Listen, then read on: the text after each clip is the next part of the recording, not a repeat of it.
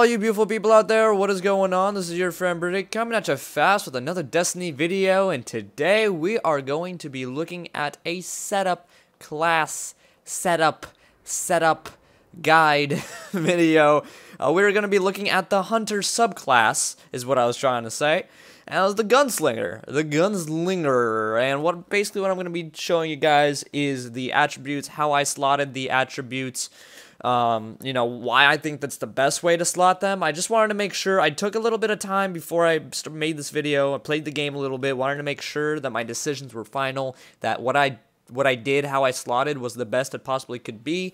And yeah, so let's get straight into it. So, the grenades, I think the incendiary grenade is the best grenade. It's basically just like a normal regular grenade with damage over time, and it's really good. I mean, we're going to take this class setup video in the more of a PvP kind of approach, because that's what the Hunter excels at least with the Gunslinger subclass. So we're going to describe it more for PvP than for PvE, because all of this is pretty self-explanatory for PvE. But I decided to choose the incendiary grenade because it can kill people with one throw. You don't actually need to shoot more bullets into them. If you lob this grenade perfectly, you can kill people instantly, even if they have full shields and health. Whereas the other two cannot do that. And this one's just easier to also judge the throw radius, the arc, all that kind of stuff, because it's basically the most default one, and it works the best. It's the most reliable as well. The trip mine could also be used, but I never really used it too much. I didn't like it. I didn't get any kills with it. People can easily see it and avoid it, so it's not really that good in my opinion. Now, the double jump. So out of these three abilities, I decided to go with the triple jump just because it combines both the better control and the higher jump that these give you. So the triple jump and the higher jump have the same jump height when it comes to the end, if you time all of them correctly. And then the triple jump also allows for better control because you can travel further horizontally. You can also kind of curve your way in the air. Like, for example, let's say there's a bridge above you, like on the moon, there's that archer's line.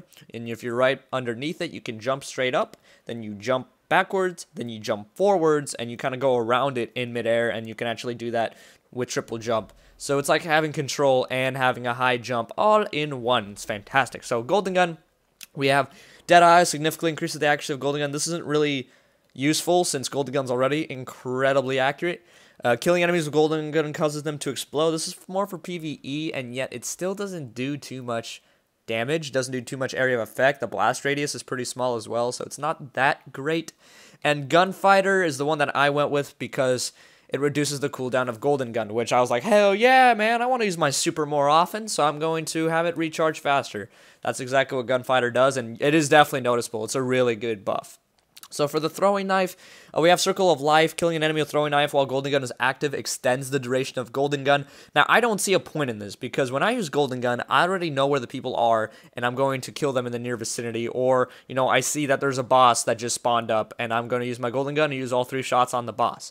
For example, it's not something that, oh, I'm just going to activate when nobody's on my radar and hope that somebody comes across. No. You want to upgrade you want to use your Golden Gun, at least in PvP, when something is on your radar. When you see a red blink, you're like, okay, there's an enemy nearby, but he's not in front of me, so he can't kill me while I'm activating it. But he's nearby enough to the point where I can still have enough time to run over there and kill him with my Golden Gun. So there's no point in using your knives when you have a one-shot, one-kill weapon. I just don't understand. Like, I mean, it could be useful in PvE. Let's say, like, you're shooting at a wizard, but the wizard's hiding behind something and a thrall's running up to you, and you want to throw your knife at the thrall and kill him real quick, and then go for the wizard, maybe. But there's just such a low chance of that happening that it's better just to avoid it. Incendiary Blade, this one's actually pretty good. A throwing knife catches enemies on fire. So in PvP and Crucible, I don't think it's a one-shot throwing knife. It might be. I didn't really pay attention that much, because usually when I throw my knife, they already have their shields down, because I know for a fact that I will get that kill. Usually I have that shotgun knife combo that a lot of people know and love from Halo, so that's usually what happens with that. And I mean, it's fun, it's cool, but it's not as useful as this last one. It's called Knife Juggler. So precision kills with throwing knife immediately resets its cooldown. I usually get headshots when I use my throwing knife, because it's just so easy to aim. Usually you hit the people in the head because the head is such a massive hitbox in this game. And in PvE, it's also useful for killing out small guys like Thrall because you just throw it in the head, it recharges instantly, throw it at the next Thrall, recharge, so that if there's 5 running at you, you'll be able to kill most of them with just your throwing knife, which is pretty useful. So, when upgrading these classes, I like to take the paths that have to be the most beneficial for what the class is actually meant to do. So the hunter is meant to be the most agile, so I'm going to focus on speed for sure. So I'm just going to disregard recovery and toughness because that's just counterintuitive. I don't really need a balanced player. I mean, you could go for the balance, but if you actually excel in something over another, then it's definitely much easier to be dominant in your play style. So basically what I'm trying to say is if you specifically focus on speed or specifically focus on armor or something like that, then your play style needs to reflect that. And I personally always run around. I'm jumping all over the place. I'm dodging bullets. I'm strafing. So my agility is the most important aspect to me as a hunter. But the toughness is the second one, and I definitely recommend doing toughness over recovery just because, let's say PvE, because in Crucible it doesn't really matter. These 3 stats don't matter too much until you get that Iron Banner. But in PvE, the bosses, you know, that do lots of damage, to prevent them from one-hitting me, I increase my armor a bit, and it actually does save my skin quite a couple times. I usually get really weak sometimes, and it definitely helps. And the recovery, basically, if you know what recovery means, that's basically like how well you can recover from a situation, like recover your health when your health goes down. So like if your health is red and you have a high recovery, it'll go back to full health much quicker than somebody who doesn't, and stuff like that. But I definitely go with Path Forgotten. So then we have the next one, Scavenger. Picking up ammo reduces the cooldown of your grenade and throwing knife. Could be pretty useful, but it's not as good as the last one in this set. Keyhole Golden Gun overpenetrates, so you can get collaterals with your Golden Gun. That's not too useful in PvP. Usually people don't line up in a straight line in PvP, and in PvE, this next one is just way more useful rather for PvE. It's called Gunslinger's Trance. Precision kills increase weapon stability and stacks up to 3 times. So every time you get a kill with a headshot, your weapon gets reduced recoil. And this is really helpful. Your weapon becomes a laser beam once you stack this up to 3 times. It's very useful in PvP. Even after you kill 1 person, it's still a really good buff. If you kill 2, that's even better. And in PvE, where everybody is just so easy to shoot in the head, this thing's a given. Literally, it's just a given. You basically have this active almost all the time in PvE, and you have it active most of the time in PvP once you get your first kill, because usually with a hunter, you want to aim for headshots in general. That's how you get your kills in Crucible over somebody else, is you're aiming for headshots and they're not. And the headshots do that critical damage, and it's way better. So this is just active so often, you might as well just have it.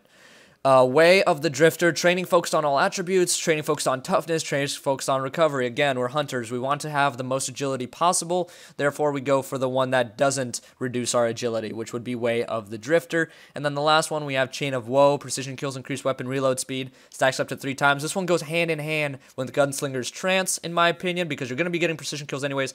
And why not have Sleight of Hand? I mean, in PvP, this is so useful. You pick up LMG ammo. If you have this active, you reload your LMG so quickly. Or you reload your hand cannon so quickly. You don't need to go out of your way to get gauntlets that reload your hand cannon or your scout rifle quicker. You already have it built in to your class. It's really useful.